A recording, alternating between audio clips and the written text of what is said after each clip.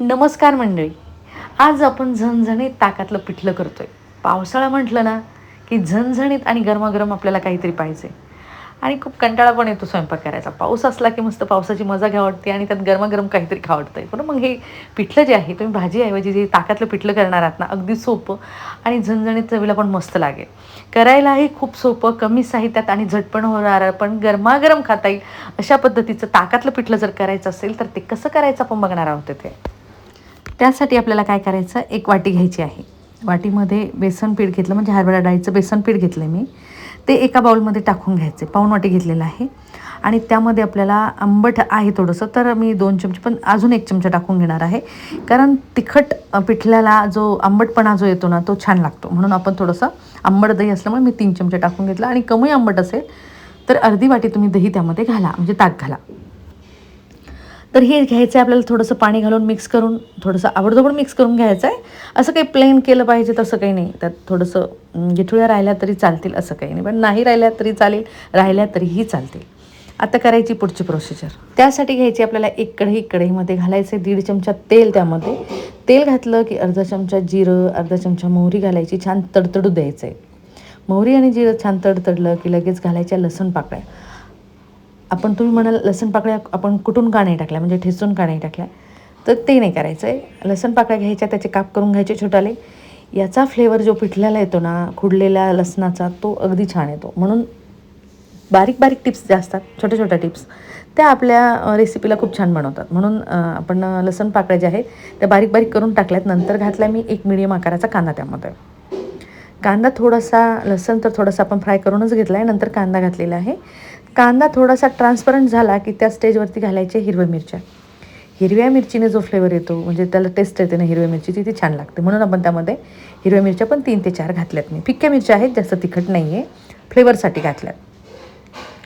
तर मिरची, कांदा आणि लसूण आपल्याला चांगला ब्राऊन होऊ द्यायचा आहे. जोपर्यंत चांगला ब्राऊन त्याचा रंग होत नाही तोपर्यंत त्याला फ्राय करायचं आहे. त्याची टेस्ट छान येते ब्राऊन झाल्यानंतर. कच्चा जर घातला ना पिठल्यामध्ये तो छान नाही लागत. तर ही टेस्ट छान लागते, म्हणून यासाठी थोडंसं ब्राऊनच होऊ द्यायचं त्याला. तर इथे तुम्ही बघू शकता छान रंग बदलला आहे. आणि रंग बदलल्यानंतर कांदा आणि लसणाचा, नंतर घालायची थोडीशी हळद, नंतर घालायची थोडीशी लाल मिर्च पावडर, म्हणजे अर्ध्या चमच्याला कमी घातलेली आहे मी. आणि अर्ध्या चमच्याला कमी लसणाची चटणी जी असते ती घातलेली आहे. थोडंसं कोथिंबीर घालायचं आहे त्यामध्ये आणि चांगलं आपल्याला मिक्स करून घ्यायचं आहे. तेलामध्ये पूर्ण लाल मिर्च पावडर ज्या घातलेली आहे, हळद घातलेली, ती चांगली फ्राय करून घ्यायची आहे, म्हणजे त्याचा फ्लेवर त्या फोडणीला लागेल. तर आता आपण बेसनपीठ, तर पिठल्यासाठी बेसनपीठ ताकामध्ये, पाण्यामध्ये मिक्स करून ठेवलं आहे. तर त्यामध्ये मला वाटतं आपण 3 चमचे ताक घातलं आहे आणि चांगलं अर्धी वाटी पाणी घातलं असेल. तर इकडंसुद्धा आपल्याला अर्धी वाटी पाणी घालायचं आहे या फोडणीमध्ये. पाणी आपल्याला अजून लागलं तर वरतून घालता येईल, असं काही नाही की पाणी घालता येणार नाही, घालता येईल. तर अर्धी वाटी मी इथे पाणी घालून घेतलं. 1 वाटी घातलं तरी चालेल. तर अर्धी वाटी पाण्याला छान उकळी आलेली आहे आणि आपण मीठ पण बेसन पिठामध्ये टाकून घेतलेलं आहे, त्यामुळे आपल्याला इथे मीठ नाही घालायचं आहे. आपण ताक आणि ते मिक्स करताना आपण मीठ घातलेलं आहे त्यामध्ये. तर आता काय करायचं, एका हाताने आपल्याला टाकून घ्यायचं आणि एका हाताने घोटून घ्यायचं आहे. तर आता भांडंसुद्धा आपल्याला पाण्याचं पूर्ण मिक्स करून घ्यायचं, म्हणजे त्यामध्ये टाकून घ्यायचं आहे. अजूनसुद्धा पाणी लागेल, कारण खूप घट्ट पिठलं होतं आहे.